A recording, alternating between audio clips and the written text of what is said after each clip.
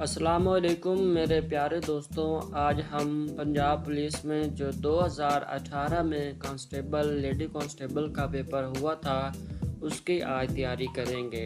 आज हम उसका जो इंग्लिश पार्ट है 20 नंबर की जो एमसीक्यूज़ आई थी, आज हम पास्ट पेपर में वो 20 एमसीक्यूज़ करने जा रहे हैं। तो फ्रेंड्स, जो हमने पीछे तैयारी शुरू की हुई थी पंजाब पुलिस की तहरीरी इम्तिहान के पार्ट नंबर 4 हमने कंप्लीट कर लिए थे। उसे फ़िलहाल मैंने यहाँ पे ब्रेक लगा दी है क्योंकि मुझ तक जो पंजाब पुलिस का पास पेपर है 2018 का वो मुझ तक पहुँचा है। तो सोचा कि पहले आप तक वो पास पेपर शेयर करता चलूँ ताकि आपके जहन में एक हुलिया बन जाए कि पेपर किस तरह आएगा और हमने किस तरह उसे सॉल्व करना है। तो इसलिए ये जो पास्ट पेपर है इसके भी 4 पार्ट बनेंगे, 1 बाय 1 आप तक पहुँचाऊँगा और उसकी जिस तरह एमसीक्यूज़ हैं उसी तरह आपको सॉल्व करके इस वीडियो में बताने वाला हूँ। तो आइए वक्त को बगैर ज़ाया किए हम अपनी वीडियो शुरू करते हैं। तो ये देखें फ्रेंड्स, ये आपके सामने पंजाब पुलिस का जो पास्ट पेपर था कांस्टेबल और लेडी कांस्टेबल का 2018 में हुआ था, उसका आज हम इंग्लिश वाला पोर्शन करने जा रहे हैं जो कि 20 एमसीक्यूज़ पे मुश्तमिल था। तो फ्रेंड्स, जो पार्ट 4 हमने इसकी प्रिपरेशन के स्टार्ट किए थे वो इंशाल्लाह ये पास पेपर करने के बाद उधर से ही कंटिन्यू हम कर देंगे। तो आइए हम आज का जो इंग्लिश पार्ट है वो शुरू करते हैं। तो फर्स्ट नंबर पे choose the best option from the given choice below each sentence. तो आप कह रहे होंगे कि ये सारा तो MS वर्ड में लिखा हुआ था। फ्रेंड्स, जो पेपर मुझ तक पहुंचा है वो थोड़ा धुंधला था, आपको नज़र नहीं आना था, इसलिए मैंने वहां से देखकर यहाँ MS वर्ड पे टाइप कर दिया है ताकि आप लोगों को कोई मुश्किल ना हो, आप आसानी से इसे रीड कर सकें। ठीक है, तो फ्रेंड्स आइए हम इंग्लिश का पार्ट नंबर 1 शुरू करते हैं। फर्स्ट एमसीक्यूज़ है हमारे पास के fill in the blank some coffee. तो ये आपके पास जो सेंटेंस है ये इंटरोगेटिव है, मतलब सवालिया सेंटेंस है। तो आप जब भी किसी को कोई पेशकश करेंगे कि would you like some coffee, would you like tea, तो आपके पास जो हेल्पिंग वर्ब यूज़ होगा वो हमेशा वुड यूज़ होगा। जब आप किसी को पेशकश करेंगे या दावत देंगे तो आपके पास जो हेल्पिंग वर्ब यूज़ होगा वो वुड होगा। तो चूँकि ये आपके पास इंटरोगेटिव सेंटेंस है तो वुड शुरू में आ गया, तो इसका जो करेक्ट ऑप्शन होगा वो होगा C, would you like some coffee. ठीक है, ये आपके पास जो है C is the right answer. ठीक है, ये पहले का आपके पास सी राइट आंसर है। ठीक है, उसके बाद नंबर 2 पे चलते हैं। नंबर 2 पे वो कह रहा है कि we can not get fill in the blanks the house without a key, कि हम चाबी के बगैर घर में इंटर नहीं हो सकते। तो फ्रेंड्स, घर को ताला लगा हुआ है और चाबी के बगैर हम घर में इंटर नहीं हो सकते। तो यहाँ पे helping verb in to use होगा, डी इसका है राइट ऑप्शन। ठीक है, उसके नंबर 3 पे चलते हैं। तो दोस्तों, ये जो मैंने सारी इंग्लिश की एमसीक्यूज़ रीड की हैं उनमें से जो सबसे मुश्किल तरीन एमसीक्यूज़ थी वो ये नंबर 3 पे है। Despite their outward resemblance, the brother could not be more fill in the blank temperamentally, while one is quiet and circumspect, the other is brash and fill in the blank। So दोस्तों, इसका जो right answer है वो सी है, dissimilar and, ये जो सी है आपके पास राइट आंसर है, डिसिमिलर एंड अडोकियस। ठीक है, ये आपके पास राइट आंसर है। तो नंबर 4 पे ये जो आपके सामने सेंटेंस है ये डायरेक्ट इंटरेक्ट का है। डायरेक्ट सेंटेंस आपके सामने लिखा हुआ है और इनडायरेक्ट आपने जो ऑप्शंस हैं उसमें बताना है कि कौन सा इंटरेक्ट है। फ्रेंड्स, आपको मैं थोड़ा यहाँ पे बता दूँ कि डायरेक्ट इंटरेक्ट क्या होता है। डायरेक्ट आपके पास एक फ़िक्रा होता है कि आपके सामने ये जैसे शो हो रहा है कि सारा सैड आई एम हैप्पी। अब ये बात आपने अगले बंदे को बतानी है तो वो आप किस तरह बताएंगे। तो फॉर एग्ज़ाम्पल सारा कह रही है मैं खुश हूँ। ठीक है, ये डायरेक्ट फिक्र है। अगर आप अगले बंदे को कहेंगे कि सारा कह रही थी कि वो बहुत खुश थी, ठीक है, सारा कह रही है कि वो बहुत खुश थी, ये इनडायरेक्ट है। इनडायरेक्ट कहते हैं कि एक बात अगर आपसे किसी ने डायरेक्ट की है और आपने वो बात अगर अगले तक पहुंचानी है तो ये चीज़ इंटरेक्ट आ जाती है। अगर आपको डायरेक्ट इंटरेक्ट नहीं आते, यूट्यूब पे काफ़ी वीडियोस हैं, आप वहाँ पे जाके रीड कर सकते हैं, समझ सकते हैं। उसके बावजूद अगर आप मुझे कहेंगे तो कमेंट बॉक्स में आप मुझे बता दें तो मैं एक वीडियो बना दूँगा, कोई मसला नहीं है। तो इसका जो राइट आंसर होगा वो सी होगा, सारा said that she was happy. ठीक है, ये इसका राइट आंसर है। तो नंबर 5 पे the teacher said everyone has equal right, इसका जो डी है वो राइट आंसर होगा। ये आपको इन सेंटेंस का उस वक्त पता चलेगा जब आपको डायरेक्ट इंटरेक्ट आएंगे। डायरेक्ट इंटरेक्ट अभी उस वक्त आएंगे जब आपको सिंपल सेंटेंस आएंगे। ठीक है, तो नंबर 6 पे चलते हैं। ये देखें, ये आपके पास जो है एक्टिव पैसिव वॉइस के फिक्रे हैं। आपको पहले सिंपल सेंटेंस आने चाहिए, उसके बाद active voice and passive voice sentence आने चाहिए, और उसके बाद आप डायरेक्ट इंटरेक्ट तक पहुंच सकते हैं। अगर आपको ये चीज़ें नहीं आती, आप मुझे कमेंट में बताइएगा। मैं पूरी सिर्फ एक वीडियो बताऊंगा, उसमें सिर्फ आपको simple sentence, active passive voice और डायरेक्ट इंटरेक्ट तीनों एक वीडियो में समझा दूंगा। ठीक है, तो नंबर 6 है he will buy a new camera. तो इसका जो राइट आंसर है वो ए होगा, a new camera will be brought by him. ठीक है, तो नंबर 7 पे है the servant was punished by the master. ठीक है, the servant was punished by master, इसका जो आपके पास राइट आंसर है वो होगा B, the master is punishing the servant. ठीक है, उसके बाद आगे है choose the opposite word following. आपने यहाँ पे एंटोनिम करने हैं तो वो भी हम कर लेते हैं। पहला आपके पास जो लफ्ज़ है कॉग्निजेंट है। ये पंजाब पुलिस का जो है बहुत इम्पोर्टेंट पेपर था, इम्पोर्टेंट MCQs हैं। ठीक है, तो पहला आपके पास जो है कॉग्निजेंट, इसका जो लफ्ज़ी मतलब है वो मतलब है आगाह, मतलब किसी चीज़ से बाखबर रहना। इसका जो आपके पास अपोजिट मतलब मुतज़ाद होगा। पहला ए ऑप्शन है आपके पास विजिलेंट। विजिलेंट का मतलब होता है होशियार रहना। ठीक है, उसके बाद बी पे है इंटेंजिबल। इंटेंजिबल का मतलब होता है कि वो चीज़ जिसको आप छू नहीं सकते, जिसको आप टच नहीं कर सकते। ठीक है, उसके बाद सी आपके पास है अनवाइज, इसका मतलब है गैर होशियार। नंबर डी पे चलते हैं, वो आपके पास है ओब्लिवियस। ओब्लिवियस का मतलब होता है गाफिल रहना। तो कॉग्निजेंट का मतलब है किसी चीज़ से बाखबर रहना, ओब्लिवियस का मतलब है गाफिल रहना। तो ये दोनों आपस में अपोजिट वर्ड हैं, तो डी इसका है वो आपके पास राइट आंसर है। नंबर 9 मेरे ख्याल में आपको समझाने की ज़रूरत नहीं है, इसका जो राइट आंसर है वो रॉन्ग होगा, सी is the right answer.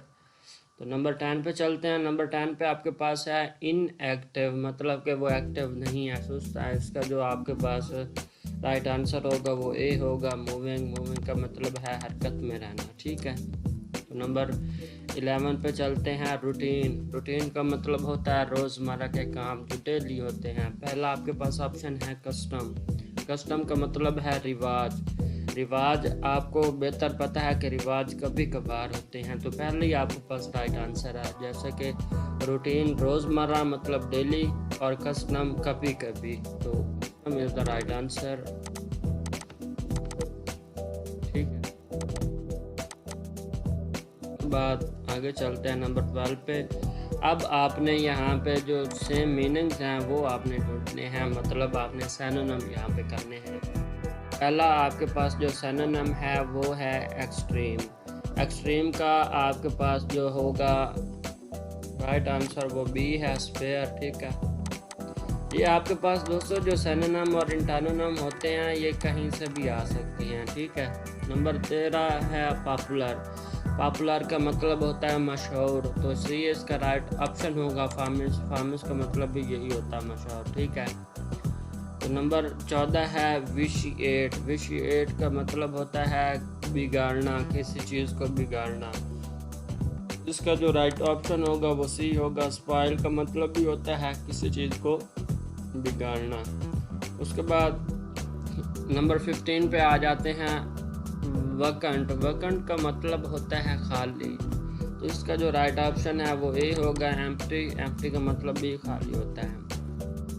Number 16 आ जाता है। ये देखें, दो वर्ड्स हैं आपस में, ओपन क्लोज। ये दो अपोजिट वर्ड आपको पहले दिए गए हैं, तो आप नीचे जो आपको 4 MCQs नज़र आ रहे हैं, तो यहाँ पे भी आपने दो अपोजिट वर्ड ढूंढते हैं। अगर आपको यहाँ दो सेम वर्ड सिनोनिम दिया होते हैं, तो नीचे भी आपको सिनोनिम ही ढूंढने होंगे। तो ये बात आपने जहन में रखनी है। अगर आपको दो वर्ड दिए जाते हैं अपोजिट में, तो नीचे आपके पास MCQs भी अपोजिट में होना चाहिए। अगर सिनोनिम मिलते हैं, तो नीचे MCQs भी आपके पास सिनोनिम होना चाहिए। तो नंबर 16 आपके पास है ओपन एंड क्लोज। तो इसका जो आपके पास राइट आंसर होगा वो होगा आइस एंड कोल्ड। ठीक है। बाद नंबर 17 ये देखें, आपके पास सिनोनिम आ गए हैं, जेन्युइन एंड ऑथेंटिक। इसका जो आपके पास राइट आंसर होगा वो ये होगा। ठीक है। उसके बाद जो आपके पास 18, 19 एंड 20 MCQs होगी। दोस्तों आपको एक बात और बता दूं कि ये जो आपके पास पेपर है 2018 का कांस्टेबल, लेडी कांस्टेबल का, ये CTS की जानिब से लिया गया था। 2018 में पंजाब पुलिस का ये पेपर CTS की जानिब से लिया गया था, लेकिन मोस्टली जो पेपर होता है वो NTS की जानिब से होता है। तो ये जो पेपर है ये उन्हीं के सिलेबस के लिहाज से है। ये जो 18 से 20 MCQs हैं, 18, 19 एंड 20, आपको एक पैराग्राफ दिया गया होगा, आपने वो रीड करना है और उसी में से आपको आंसर्स मिलेंगे। तो ये सारा आपने रीड कर लेना है। तो मैं आपको MCQs के जो राइट आंसर है वो बता देता हूँ कि what kind of training does this school provide. तो राइट आंसर इसका ए होगा, कंप्यूटर ट्रेनिंग के लिए स्कूल बनाया गया है। तो नंबर 19 है कि how long will the training take. तो इसका जो है वो 6 मंथ होगा, राइट आंसर। तो नंबर 20 है कि when are the classes start. तो ये देखें, आपके पास ऊपर पैराग्राफ है, तो यहाँ पे लिखा हुआ है all our classes are start evening and weekend. ठीक है, इवनिंग एंड वीकेंड। तो इसका जो राइट आंसर होगा वो इवनिंग एंड वीकेंड होगा। तो डी इसका राइट आंसर है। तो फ्रेंड्स, इसका आज हमने इंग्लिश पार्ट कर लिया है, तो ये पास्ट पेपर है। अब इंशाल्लाह कल इसका हम अगला पार्ट करेंगे। तो इंशाल्लाह आपको वीडियो पसंद आई होगी। अगर पसंद आई है लाइक शेयर ज़रूर कीजिएगा और अपने दोस्तों तक लाजमी शेयर कीजिए ताकि उन तक भी पहुंच सके और वो भी इसकी तैयारी कर सकें। ठीक है, अल्लाह हाफिज़। अस्सलाम वालेकुम मेरे प्यारे दोस्तों, मेरे YouTube channel Pakistan current notifications में एक बार फिर से खुश आमदीद। तो फ्रेंड्स, जैसे कि आप तमाम को पता है कि जो 2018 में कांस्टेबल, लेडी कांस्टेबल का पेपर हुआ था, उसका पार्ट नंबर 1 हमने कंप्लीट कर लिया है, जो इंग्लिश के 20 MCQs पे मुश्तमिल था। तो आज हम उसका पार्ट नंबर 2 करने जा रहे हैं, जो कि मैथमेटिक्स का पार्ट है और जो 10 MCQs पे मुश्तमिल है। उसमें से एक MCQs मैंने स्किप कर दी है और वो थोड़ी फिगर वाली MCQs थी जो मैं राइट नहीं कर सका, इसलिए मैंने वो स्किप कर दी है। तो आज के इस वीडियो में हम मैथमेटिक्स की 9 MCQs करते हैं जो 2018 में आई थी। तो आइए वक्त को बगैर ज़ाया किए आज की MCQs शुरू करते हैं। तो ये देखिए फ्रेंड्स, आपके सामने 2018 के पेपर में होने वाली मैथ की 10 MCQs स्क्रीन पे आ चुकी हैं। तो 20 MCQs हम कर चुके हैं। आज हम 21 से स्टार्ट करने जा रहे हैं, जो कि हमारा पार्ट नंबर 2 है। तो फर्स्ट MCQs में वो हमसे कह रहा है कि इफ़ इट इज़ जून, अगर ये जून है, ये जो मंथ है ये जून का है। दोस्तों, ये जो मैथमेटिक्स की MCQs होती हैं बहुत मुश्किल होती हैं। ये जो सारे मेथड्स हैं इन MCQs में, इसी मेथड्स को ही मद्देनज़र रख के मैथमेटिक्स की MCQs आती हैं। तो मे भी हो सकता है कि ये MCQs इनमें से कोई रिपीटेड हो सकती हैं जो आपका नेक्स्ट पेपर होने वाला है। तो हो सकता है कि इनमें से कोई भी ना आए, लेकिन जो मेथड्स मैं आपको बताने वाला हूँ, एक एक MCQs आपको हल करके बताऊँगा ये मेथड्स आपने अपने दिमाग में रखने हैं। इंशाअल्लाह अज़ीज़ आपको मैथमेटिक्स में किसी किस्म की कोई परेशानी नहीं आएगी। तो नंबर 1 MCQs है, इफ़ इट इज़ जून, अगर ये जून है, what month will it be 100 month from now, कि अगर ये जो मंथ है ये जून का है तो इसके बाद जो 100 मंथ होगा, 100वां महीना होगा, वो कौन सा होगा। तो फ्रेंड्स, अगर आप अभी से ये MCQs पढ़ के ही कैलकुलेट करने बैठ जाएं तो आपका काफ़ी टाइम ज़ाया हो जाएगा और हो सकता है कि आपकी MCQs रह जाएं। अगर इस तरह की कोई MCQs आती है तो हो सकता है आपकी MCQs रह भी सकती है और कैलकुलेट करते हुए आपसे कोई गलती भी हो सकती है। तो आपने जून से अगले जो 100 मंथ हैं वो आपने काउंट करने हैं। तो मैं आपको एक छोटी सी ट्रिक बताता हूँ, वो आपने जहन में रखनी है। तो आपने फर्स्ट ऑफ ऑल बाहर एक साल में 12 मंथ होते हैं, 12 को आपने 8 से मल्टीप्लाई करना है। मल्टीप्लाई करने पे आपके पास 96 मंथ आ जाएंगे, बाकी आपके पास रह गया 4 मंथ। तो 96 मंथ आपके पास जून होगा। जून के बाद आपने आगे 4 काउंट कर लेने हैं, जुलाई, अगस्त, सितंबर और अक्टूबर। जो चौथा है, चौथा आपके पास 100वां महीना बनता है, तो 100वां अक्टूबर है। तो आपका जो राइट आंसर होगा वो डी होगा। तो ये एक छोटी सी ट्रिक है, ये आपने याद रखनी है। इस तरह की MCQs आपकी जो नेक्स्ट पेपर है उसमें भी आ सकती है। ठीक है, तो नंबर 2 पे चलते हैं।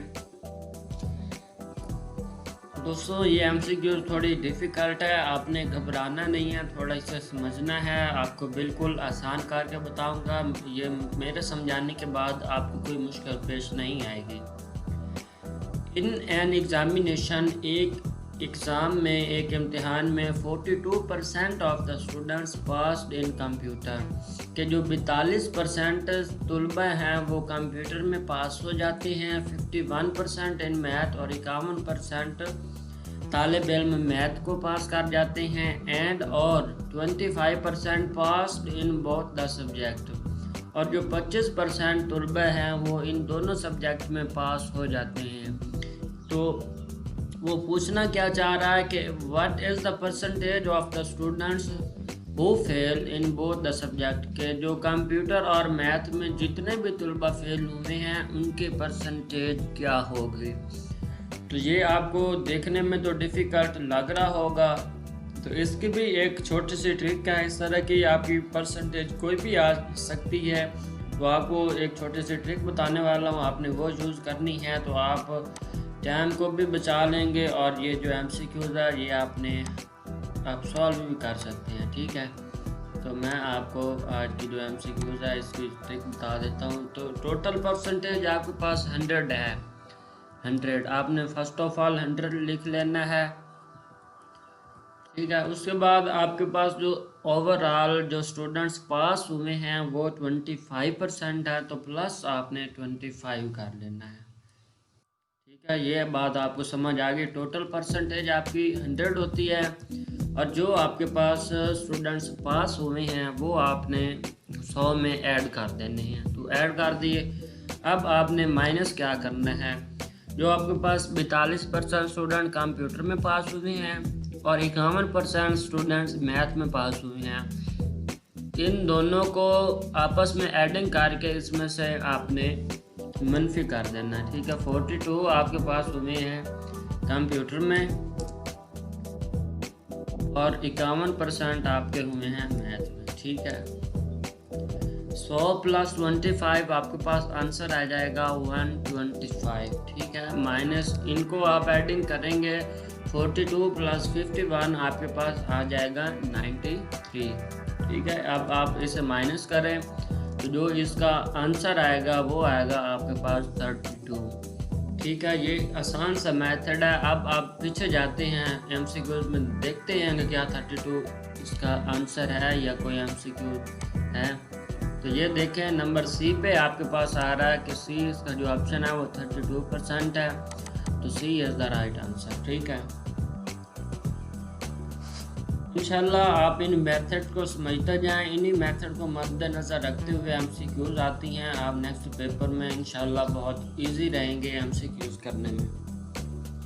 तो नंबर 23 पे आ जाते हैं। वो हमें कह रहा है कि विच इज़ इक्वल टू, तो ये आपके पास इक्वेशन दी हुई है, आपने इसे सिंप्लीफाई करना है। तो ये भी आपको हल करके तो ज़रूर बताऊंगा। ये देखें, तो जो पहला आपके पास स्टेप है 1/4 मल्टीप्लाई बाय 12, ठीक है। इसे फर्स्ट ऑफ ऑल तो आपने मल्टीप्लाई करना है। मल्टीप्लाई करने पे ये जो 4 है ये 12 पे कट जाएगा, इसका जो आंसर आएगा वो 3 आ जाएगा, और जो प्लस है वो वैसे का वैसे आ जाएगा। और आगे जो दूसरा स्टेप है वो 1/2 होल का स्क्वायर है। इस होल का स्क्वायर को हल करेंगे तो 1 का स्क्वायर 1 आएगा, और जो 2 का स्क्वायर है वो 4 आएगा। ये जो होल स्क्वायर है इसको अगर हम हल करेंगे 1/2 को, तो इसका जो आपके पास आंसर आ जाएगा वो 1/4 आएगा, ठीक है।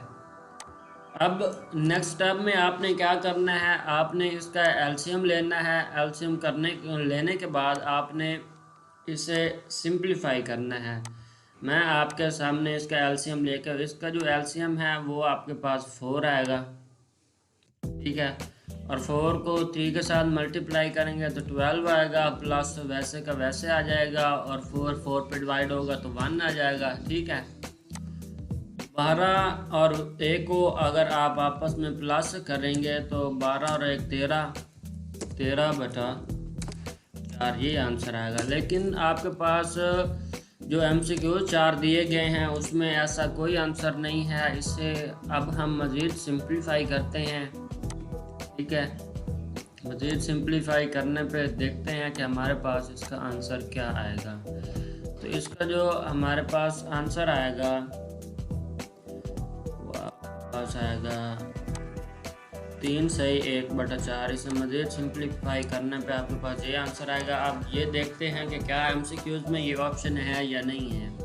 तो ये बहुत ही आसान MCQs है। उम्मीद करता हूँ आपको सारी MCQs के समझ आ रही होगी। तो ये देखें, आपके पास जो B है वो राइट आंसर है, जो कि अब हमने निकाला है। उम्मीद करता हूँ आपको समझ आ गई होगी। तो नेक्स्ट MCQs पे चलते हैं। 24 MCQs है, वो ये बहुत आसान MCQs है, ये आप यहीं पे हल कर सकते हैं। 24 में वो कह रहा है कि 3 कैंडीज़ कॉस्ट 75 पैसा, के 3 कैंडीज़ हैं उसकी जो कीमत है वो 75 पैसे हैं। How much will 8 candies cost, और जो 8 कैंडीज़ है उसकी कीमत कितनी होगी। तो फर्स्ट ऑफ ऑल जो पहला स्टेप है 3 कैंडीज कॉस्ट 75 पैसा। आपने इसमें से एक कैंडी की कीमत निकाल लेनी है, और जो कीमत आएगी उसे 8 से मल्टीप्लाई कर देना है। तो 75 को आप 3 पे डिवाइड करेंगे, 25 पैसा इसका आंसर आएगा। और 25 को अगर आप 8 से मल्टीप्लाई करेंगे तो आंसर इसका 2 आएगा। ये आपने मल्टीप्लाई खुद करना है। तो जो D है होगा वो इसका राइट आंसर होगा। 25 उसके बाद है। तो ये भी बहुत आसान MCQs है। वो कह रहा है कि a family of 6 divided by X amount of apple, कि एक फैमिली है उसके जो मेंबर हैं वो 6 मेंबर हैं, और अमाउंट ऑफ X उन्होंने ये नहीं बताया कि कितने एप्पल हैं, कि अमाउंट X में बता दिया, और ये आपने उन 6 मेंबरों पे डिवाइड करने हैं। तो रिप्रेजेंट ईच पर्सन शेयर, ठीक है। तो ये आपके पास वो पहले स्टेप में ही आंसर बता रहा है कि family of 6 divided by X। आपने X/6 कर देना है, क्योंकि X अमाउंट है और उसे आपने 6 लोगों पे डिवाइड करना है। तो इसका जो राइट आंसर है वो आपके पास B आएगा। उसके बाद 26 पे चलते हैं। तो ये भी मैंने आपको इसी तरह का एक हल करके बता दिया है, सारा बेटा वाला था, आपने ये खुद करना है। बहुत आसान MCQs है। अगर आपसे हल नहीं होते तो आपने मुझे बताना है, तो व्हाट्सएप पे मैं आपको इसका सलूशन दे दूंगा। आपको यहाँ पे समझा देता हूँ। तहर road his bike 2 meals on Monday, कि जो तहर है वो मंडे को 2 मील अपनी बाइक चलाता है। 2/5/8 मील मंगल ट्यूसडे को चलाता है एंड 2/1/8 मील ऑन वेनसडे को चलाता है। तो आपने क्या करना है, 2 + 2/5/8 + 2/1/8 को इन सब को एडिंग करके जो एंड पे आपका आंसर आएगा वो आपका राइट आंसर होगा। यहाँ पे आपने MCQ चेक कर लेनी है, इसका जो राइट आंसर है वो आपके पास ही आएगा। 28 पे चलते हैं। तो दोस्तों इस MCQ को आपको थोड़ी समझने की ज़रूरत है, तो आपने इसे समझना है। मैं आपको समझा देता हूँ। Farhan makes desks to earn extra money, कि फरहान एक्स्ट्रा मनी अर्न करने के लिए डिस्क बनाता है। इन द स्प्रिंग में he built 4 times as many discs as he did in summer, कि वो 4 गुना ज़्यादा डिस्क बनाता है स्प्रिंग में, वो भी समर से ज़्यादा। समर और स्प्रिंग दोनों में ये डिस्क बनाता है, लेकिन स्प्रिंग में वो समर से 4 गुना ज़्यादा डिस्क बनाता है। ठीक है, ये समझ आ गई कि स्प्रिंग में वो समर से 4 गुना ज़्यादा डिस्क बनाता है। ठीक है। इफ़ ही मेड, अगर वो 85 desks all together, if he made 85 desks all together, अगर वो स्प्रिंग और समर दोनों में 85 डिस्क बनाता है। How many desks did he build in summer, वो समर में कितनी डिस्क बनाता है। समझ, आपने ये बताना है कि अगर वो समर और स्प्रिंग दोनों में 85 डिस्क बनाता है तो समर में वो कितनी डिस्कें बनाता होगा। तो आइए हम इसे सॉल्व कर लेते हैं। ठीक है।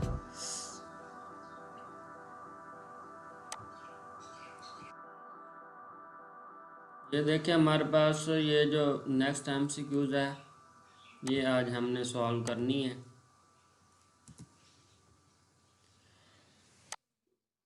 तो स्प्रिंग को आप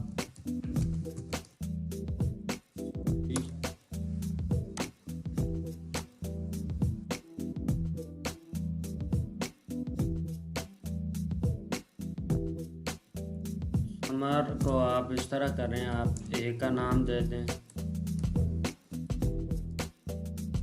और जो स्प्रिंग है उसे आप B का नाम दें। उसने आपको बताया कि समर और स्प्रिंग में वो 85 डिस्क बनाता है। ठीक है, तो यहाँ पे ऐड कर लेते हैं 85। ठीक है, उसके बाद वो जो है वो 4 गुना ज़्यादा डिस्क बनाता है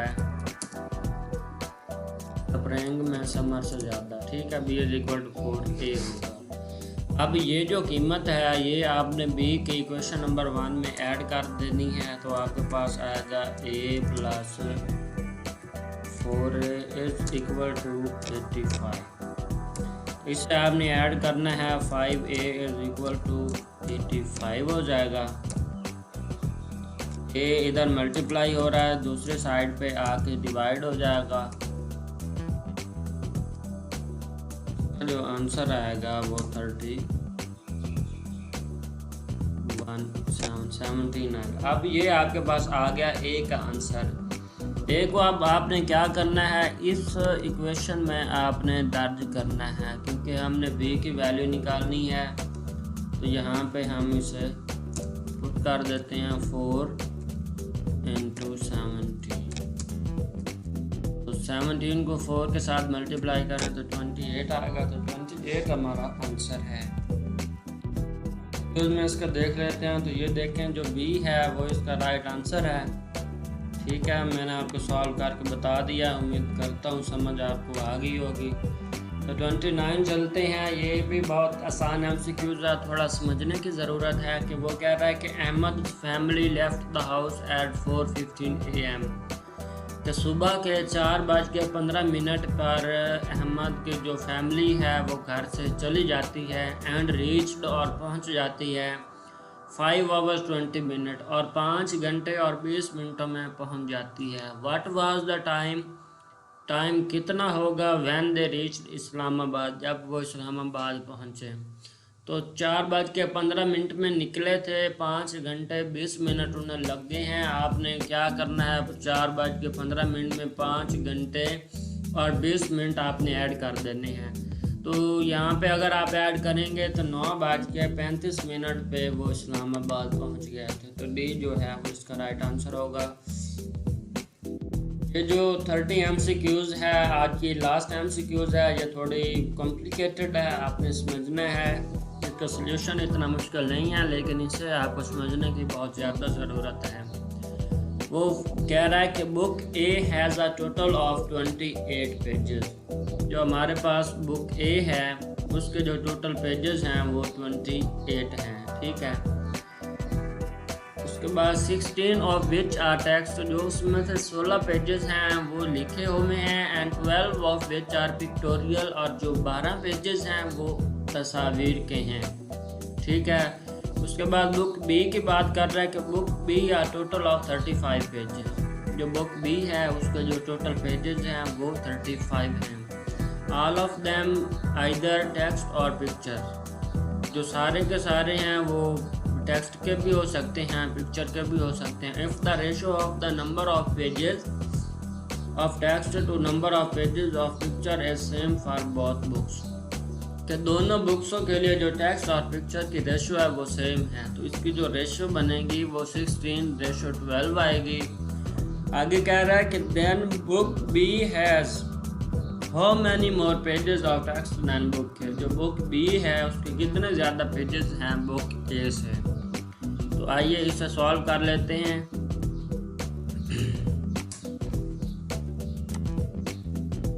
तो ये आज की हमारी लास्ट MCQs है फ्रेंड्स। जो हमारे पास इसकी रेशो बनी थी वो थी 16:12। इसे मज़ीद सिंप्लीफाई करें तो 4 पे डिवाइड होता है, तो 4×4=16, रेशो 4×3=12, तो ये आ जाएगा। उसके बाद आपने क्या करना है, रेशो को सम करना है, ठीक है। सम ऑफ रेशो, तो 4 + 3 करना है, तो ये आपके पास 7 आ जाएगा। तो उसके बाद आपने क्या करना है कि जो टेक्स्ट पेजेस हैं बुक बी के वो आपने निकालने हैं। Text pages of book B, ये अब हम देख लेते हैं कि बुक बी कितना। आपने क्या करना है कि 4 को आपने मल्टीप्लाई करना है, 4 × 35/7, ठीक है, 35/7। तो 7 को 35 पे हम डिवाइड करेंगे तो इसका 5 आंसर आएगा, और 5 को 4 के साथ मल्टीप्लाई करेंगे तो 20 आएगा। तो यहाँ पे ये 20 आएगा। अब जो text pages of book B हैं उसका आंसर हमारे पास 20 आया है। अब हमने टेक्स्ट पेजेस निकालने हैं।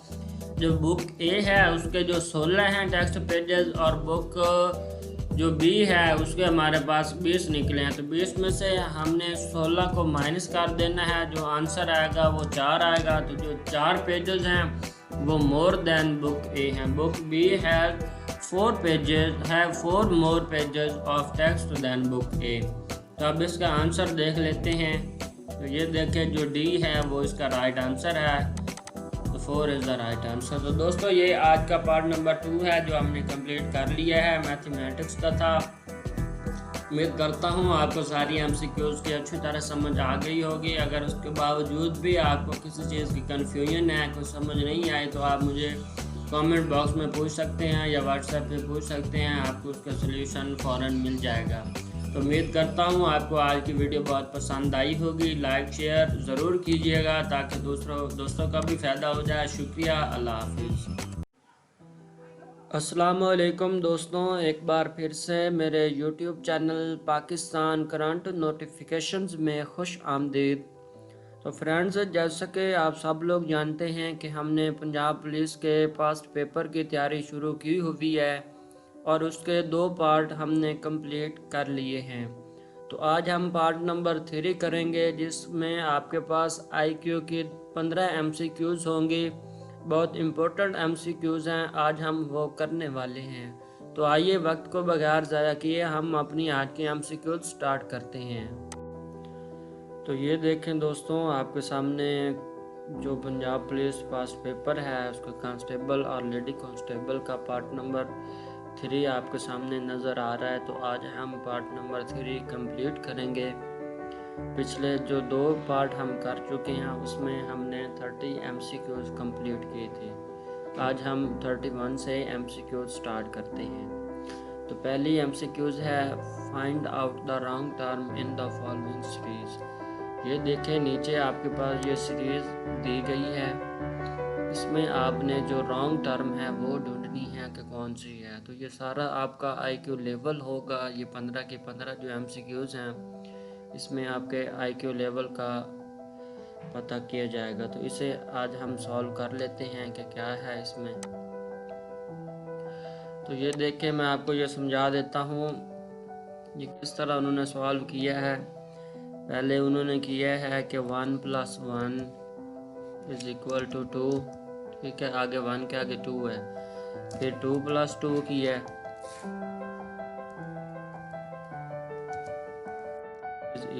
4, ठीक है। इस तरह किया है। फिर 4 + 4 = 8, फिर 8 + 8 = 16, फिर 16 + 16, फिर 32, 32 + 32 64।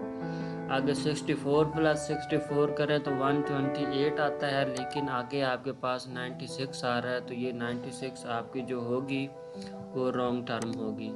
तो इसका जो राइट आंसर है वो 96 होगा, ठीक है। ये आपके पास राइट आंसर है 96। उसके बाद नंबर 2 जो 32 MCQs है, ये बहुत इंपॉर्टेंट MCQs है। ये जो 31 है 32 है, इसकी जो मिलती जुलती MCQs है ये लाजमी तौर पे आती हैं, ठीक है। ये आपने थोड़ी गौर से समझनी है।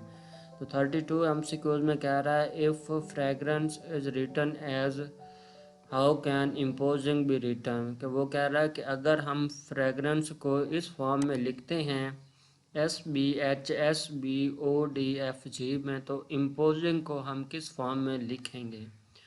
तो ये भी मैं आपको समझा देता हूँ, आपने थोड़ा केयरफुली समझना है क्योंकि इस तरह की MCQs काफ़ी आती रहती हैं। पंजाब पुलिस के अलावा आप कोई भी टेस्ट देते हैं जिसमें इंटेलिजेंस की MCQs ऐड हो तो इस तरह के क्वेश्चंस काफ़ी आते हैं। तो पहले तो आपको ये बता देता हूँ कि फ्रेगरेंस को इस फॉर्म में उन्होंने कैसे लिखा है, इस फॉर्म में, ठीक है। ये मैं आपको बता देता हूँ, ठीक है। तो ये आपके पास है फ्रेगरेंस, ठीक है। इसे हम देख लेते हैं कि इस फॉर्म में उन्होंने कैसे लिखा है, ठीक है। तो ये देखें, फर्स्ट ऑफ ऑल आपके पास ये F है, F के बाद G आता है। G को उन्होंने लिख लिया है एंड पे, ठीक है। उसके बाद उन्होंने क्या किया है, उसके बाद R के फ्रेगरेंस है, ठीक है। उसके बाद आपके पास R के बाद है S आएगा। ABC तो आती होगी ना आपको। A के बाद B, फिर आगे G है, G के बाद H आएगा, फिर आगे R है, R के बाद S आएगा, फिर आगे A है, A के बाद B आएगा, फिर आपके पास आगे N है, N के बाद O आएगा, उसके बाद C है, C के बाद D आएगा, ठीक है। और उसके बाद आपके पास F है, F के बाद E आएगा, ठीक है। इस तरह उन्होंने इस फॉर्म को लिखा, ठीक है। उम्मीद है आपको समझ आ गई होगी। एक बार फिर बता देता हूँ, F के बाद G आता है तो यहाँ पे जगह नहीं है तो उन्होंने एंड पे लिख दिया G को। R के बाद S आता है, A के बाद B आएगा, G के बाद H आएगा, R के बाद S आएगा, A के बाद B, N के बाद O और C के बाद D और E के बाद F आएगा, ठीक है। उम्मीद है आपको इसकी समझ आ गई होगी। अब हम देखते हैं कि इम्पोजिंग को हम इस फॉर्म में कैसे लिखेंगे, ठीक है। ये भी आपने बिल्कुल उसी तरह करना है, सेम जैसे मैंने आपको ये नीचे करके दिया है, आपने बिल्कुल इसी तरह करना है।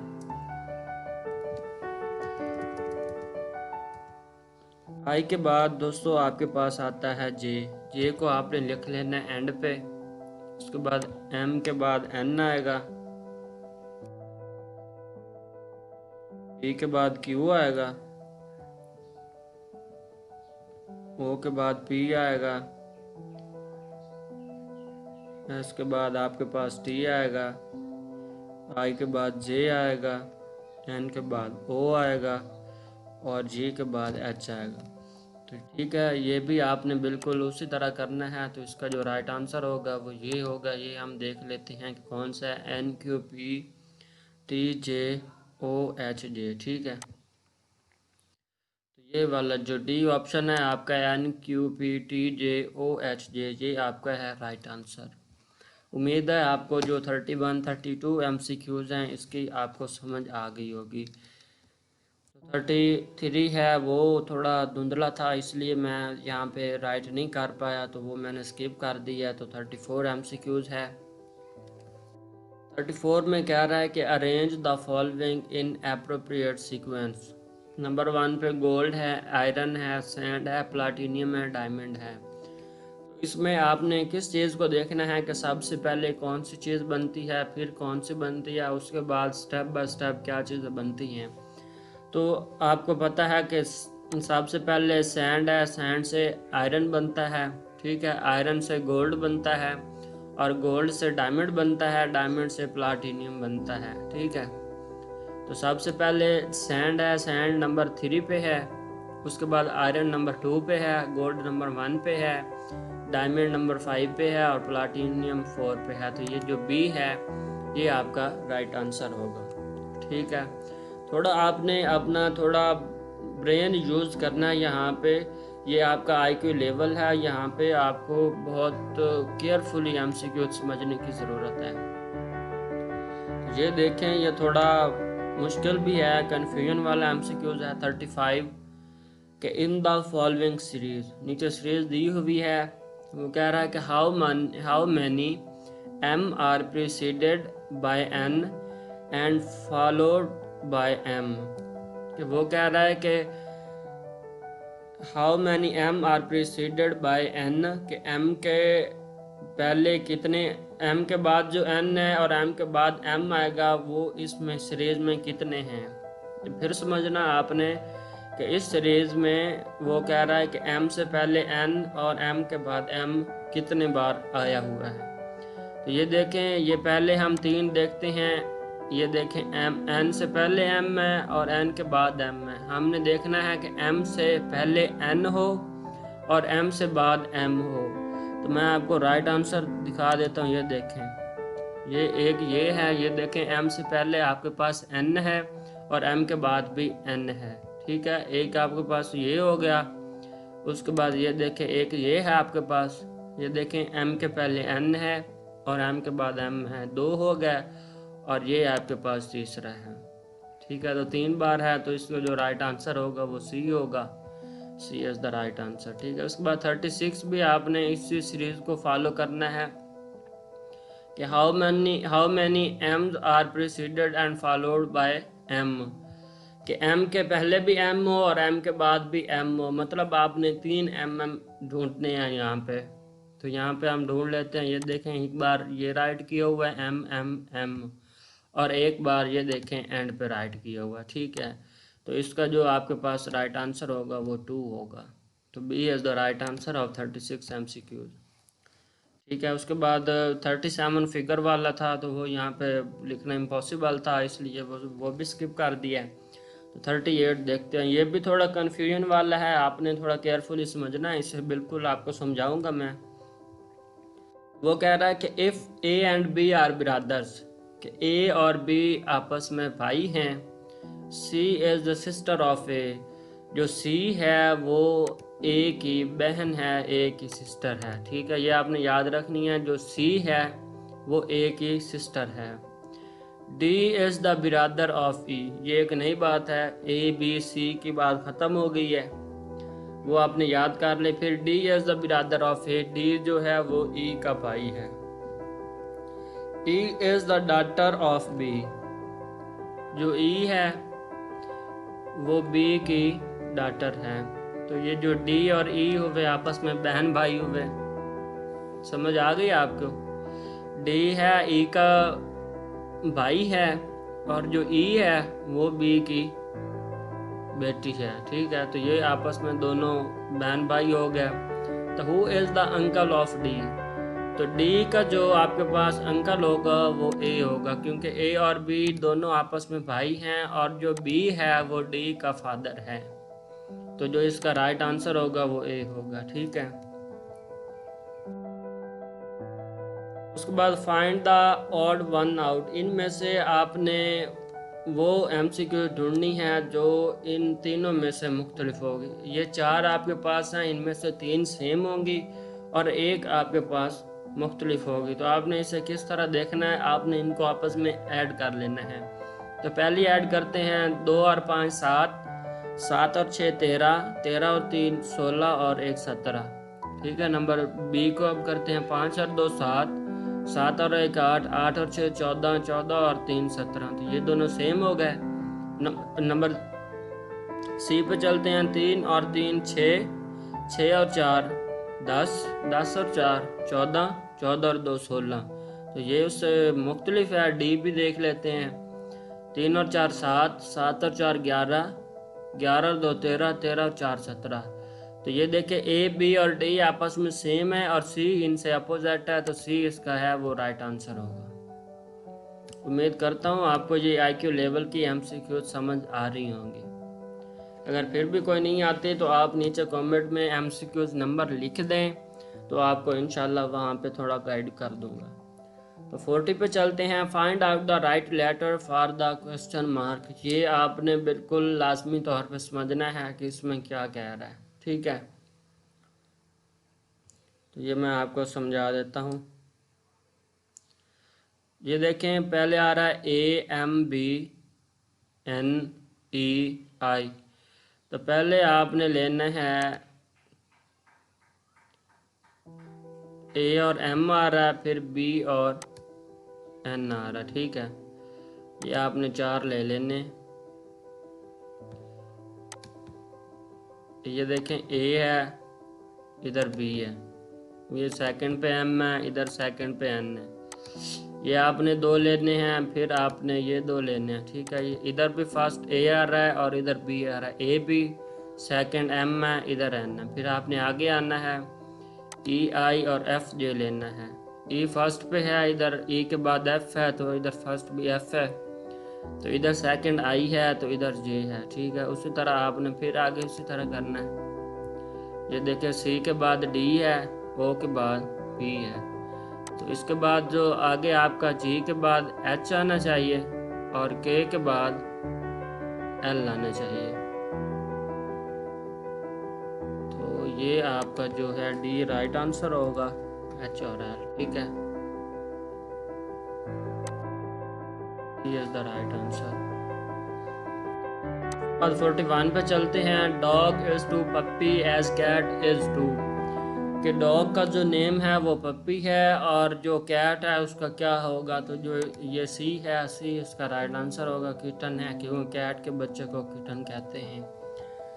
तो दोस्तों ये जो 42 एमसीक्यूज है ये बहुत कन्फ्यूजन वाली है, इसे आपने बहुत ज़्यादा केयरफुली के साथ समझना है कि क्या कह रहा है कि इन अ सर्टेन लैंग्वेज, के इस खसूस लैंग्वेज में पो की टॉप में मीन्स, इसका मतलब है उज़मा इज़ प्लेइंग कार्ड्स। पो की टॉप में means Uzma is playing cards.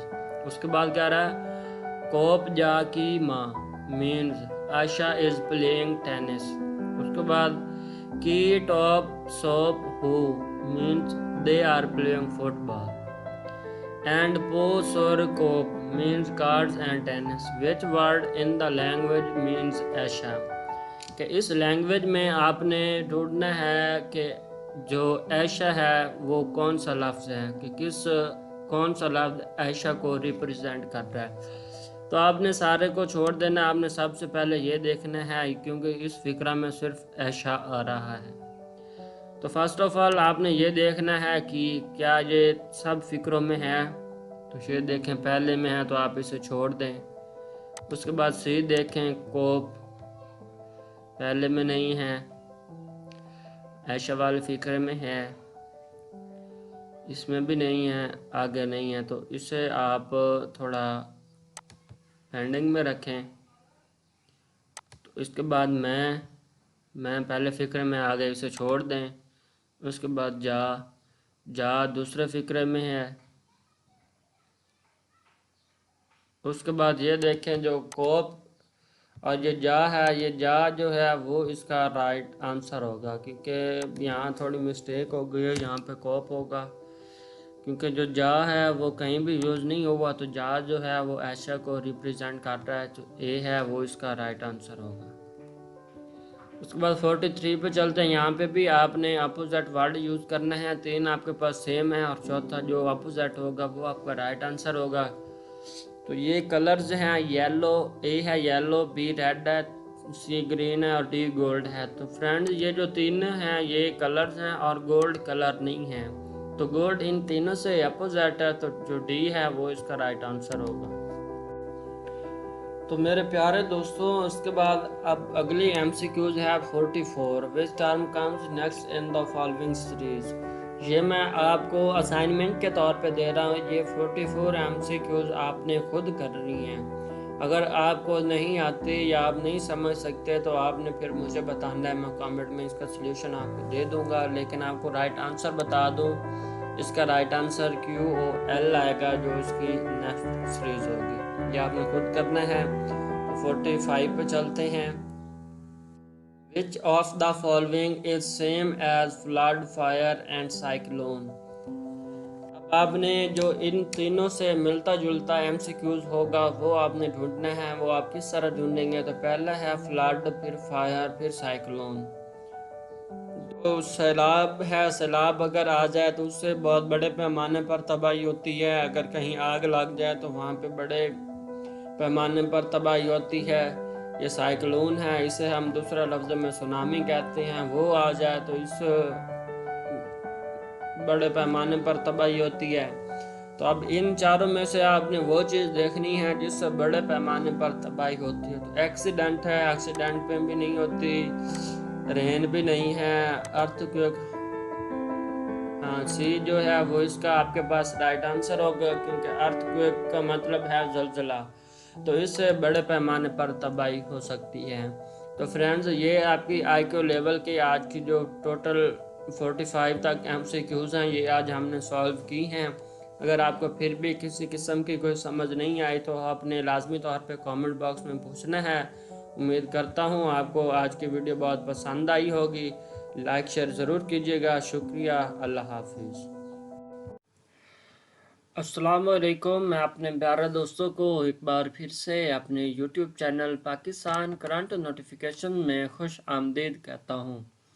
तो फ्रेंड्स आज की ये वीडियो जो कि हम पंजाब पुलिस का पास्ट पेपर सॉल्व कर रहे थे और उसके 3 पार्ट हमने कंप्लीट कर लिए थे। तो आज की ये वीडियो इसमें हम पार्ट नंबर 4 कंप्लीट करेंगे। 3 पार्ट में हमने 45 MCQs को सॉल्व कर लिया था। उम्मीद है आपको समझ भी आ गई होगी और आपने तैयार भी कर ली होंगी। तो आज 46 से स्टार्ट करेंगे और पार्ट नंबर 4 को कंप्लीट करेंगे। तो आइए वीडियो को स्टार्ट कर लेते हैं। तो ये देखिए पंजाब पुलिस का जो पास्ट पेपर 2018 में हुआ था वो आपकी स्क्रीन पे शो हो चुका है। पार्ट नंबर 4 है जिसमें हम उसमें आने वाले तमाम जनरल नॉलेज और करंट अफेयर्स को सॉल्व करेंगे। तो फ्रेंड्स ये देखें 46 आपके पास MCQs है कि Colombo is the commercial capital and largest city of, कि जो कोलंबो है कि वो किस कंट्री का कैपिटल है और सबसे बड़ी सिटी है।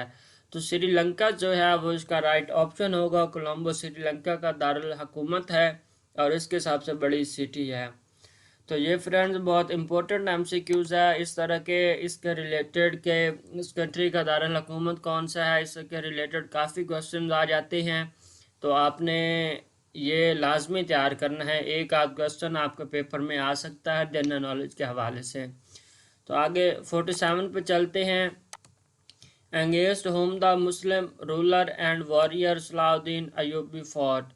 तो सलाहुद्दीन अयूबी बहुत बड़ा नाम है। इसका जो राइट आंसर होगा क्रूसेडर्स होगा। ये होते हैं, ये मज़हब के लिए लड़ते हैं, ठीक है। तो ये जो है वो इसका राइट आंसर होगा। 48 पे चलते हैं। Tax on imports exports goods is called. कि जो टैक्स दरामदात और बरामदात पे लगता है उसे क्या कहते हैं। तो ड्यूटी इसका राइट आंसर है। ड्रॉबैक है वो कोई टैक्स नहीं है। एक्साइज, इनकम टैक्स और ड्यूटी, ये 3 टैक्स हैं। तो जो ड्यूटी है वो दरामदात और बरामदात पे लागू होता है, तो बी है वो इसका राइट आंसर होगा। 49 पे चलते हैं। Braille education system was introduced for. तो फ्रेंड्स, जो ब्रेली है वो पाकिस्तान का कोई मजहबी ग्रुप नहीं है जो कि बरेलवी है। ये जो ब्रेली है ये एक शख्स का नाम है जो कि बचपन में अंधा हो चुका था। तो इसने बहुत बड़ा काम किया था। इसने एक एजुकेशन सिस्टम मुतारफ़ करवाया था जो ब्लाइंड्स के लिए था, अंधों के लिए था। ठीक है, तो ब्रेली एजुकेशन सिस्टम इसने नाम दिया था। तो इसका जो राइट आंसर होगा वो ए होगा। Braille education system was introduced for blinds. तो आगे 50 पे चलते हैं। ECG is done to diagnosis fill in the blanks problem. जो ECG है वो किसके लिए करवाया जाता है। तो जो सी है वो इसका राइट ऑप्शन है। हार्ट, दिल के लिए ECG करवाया जाता है। तो आज के MCQs काफ़ी आसान है, आपको भी इनमें से कुछ का पता होगा।